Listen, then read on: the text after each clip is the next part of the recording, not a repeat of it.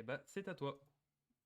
Alors du coup, qu'est-ce qu'on a eu justement en news dans la SSU pendant ce laps entre les deux chroniques?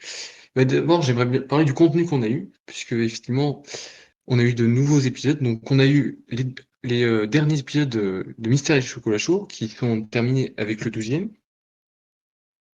On a pu aussi avoir la suite de Questions des plaines et bien sûr, on attend la suite pour savoir ce qui va se passer. Mais là où je pense que c'était le plus attendu au niveau des épisodes, ça va être au niveau des dossiers de la DPA, puisque le premier épisode est sorti, et c'est quand même une série qui était beaucoup demandée, puisque c'est une série qui nous avait déjà parlé l'année dernière, qui avait en option de le faire.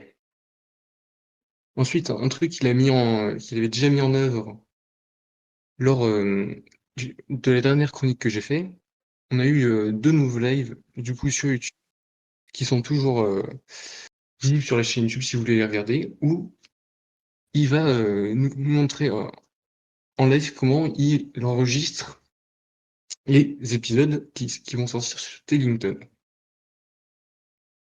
Ensuite, j'aimerais parler de la communication. Donc, qu'est-ce qu'on a eu sur les différents réseaux de Tellington comme nouvelles qui pouvaient être intéressantes de donner. Donc, on a pu avoir un, un petit sondage concernant les audiences de Tellington et on peut voir que les derniers séries qui sont sorties, c'est Mystère et Chocolat Chaud et les questions des plaines représentent 5%, 50% des audiences qu'il y a eu sur, sur la plateforme. Et ce que j'ai à dire sur ça, c'est que c'est pas surprenant pour deux choses principales, je pense. Déjà, ce sont une série et généralement, la plupart des abonnés maintenant, ils vont avoir vu toutes les séries, ils vont plus venir pour les nouvelles. Il y a aussi le fait que ce soit Ponk et André Majoroda, c'est quand même des persos qui sont assez précis. Fonk pour son petit truc gentil, le fait qu'il soit un gentil personnage que beaucoup apprécient, et André Majorosa, on l'apprécie plus pour son côté mamie, qui fait que, en plus, ce sont des personnages secondaires, et donc ça permet de développer l'univers, ça rajoute un plus qui donne encore plus envie de les regarder. Et on a eu un truc intéressant aussi, c'est que pendant ce mois, SF a fait participer la communauté aussi bien sur Twitter que sur le Discord, puisqu'il a voulu, vu qu'il y a de nouvelles séries qui sont sorties, mettre des nouveaux épisodes du coup sur la chaîne qui sont pas encore disponibles concernant les nouvelles séries. Et il nous a fait participer en nous montrant les différents visuels qu'il a fait ou les différents titres qu'il voulait proposer. Et il a fait voter pour les deux réseaux.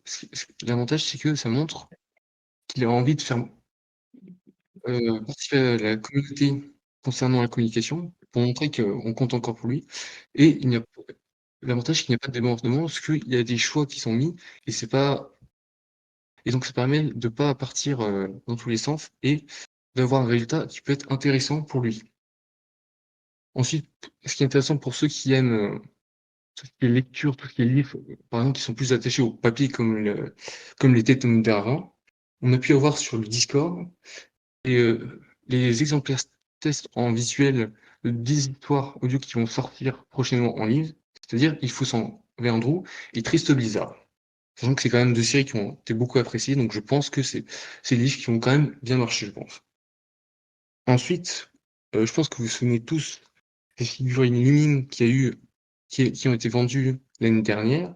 Et du coup, il y a eu un sondage où on pouvait voter pour nous poser quel personnage on aimerait avoir en figurine, à différence de Lumine, celle qu'on avait avant, ce serait sur format buste, sachant que Lumine était encore disponible pour ce nouveau format, comme, comme figurine. Et sinon, comme personnage qu'on peut aussi citer qui était disponible, on avait Fonk.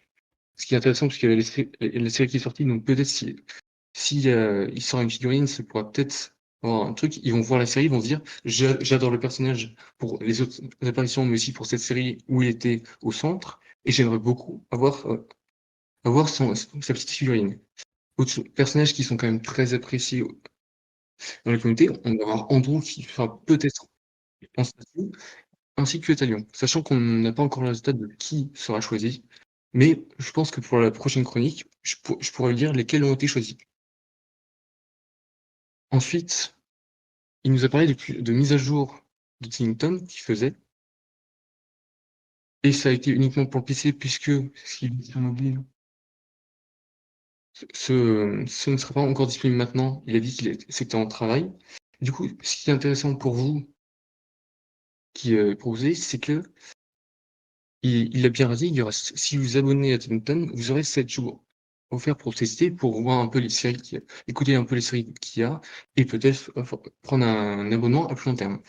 Ensuite, information qui est mise à jour de Tinton, mais qui va être intéressante pour ceux qui sont abonnés ou qui veulent s'abonner. SS nous a communiqué qu'il allait augmenter le tarif, puisque au niveau des coûts, c'est plus possible de garder ces mêmes tarifs, puisque c'était des tarifs qu'il avait mis en place juste pour le lancement. Donc, pour ce qui est du tarif par mois, on va passer de 5,89 € à 7,89 €. Et pour le coût annuel, ça va être 79,89 €, sachant que, pour préciser ceux qui ne sont pas encore abonnés, il y a 2 mois offerts, donc c'est quand même intéressant de prendre, par exemple, la formule annuelle.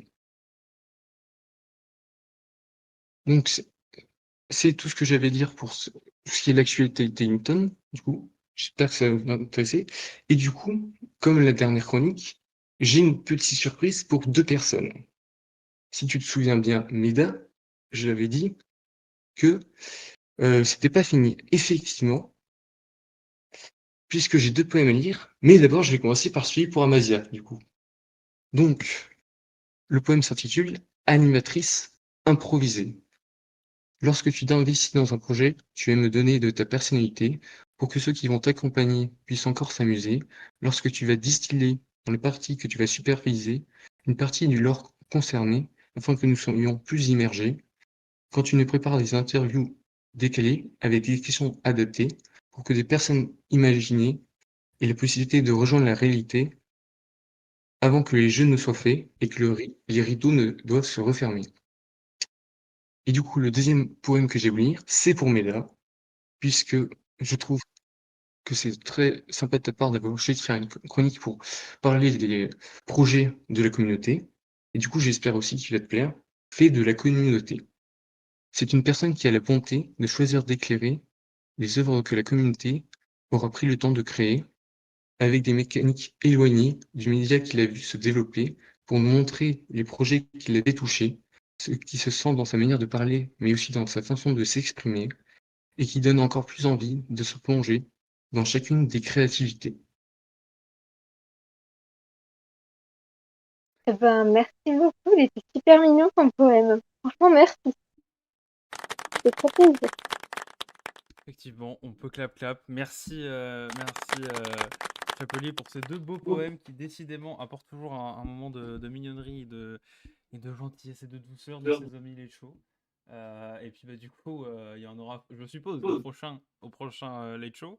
Donc, on verra bien qui ce sera. Mais pour ceux qui ne sont pas encore passés, attendez-vous à avoir le cœur réchauffé la prochaine fois. Merci Chapelier pour ta Aïe, aïe, chronique. aïe. Et puis on va donc pouvoir passer à la... Attendez.